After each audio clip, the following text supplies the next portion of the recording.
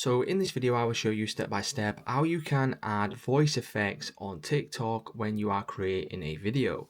So step number one, what I'm going to do is head over to TikTok, and then I'm going to click on the plus icon to start a new video.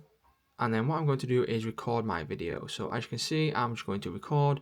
I'm going to record and make sure that I'm speaking into the phone here. Once I'm finished, I can then let go and then click on the tick icon to go to the next step.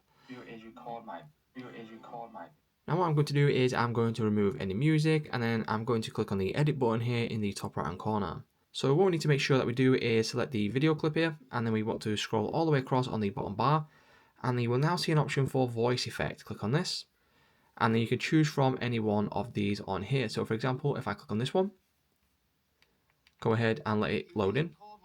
So as you can see, I'm just going to record. I'm going to record and make sure that I'm speaking into the phone here. Once I've finished.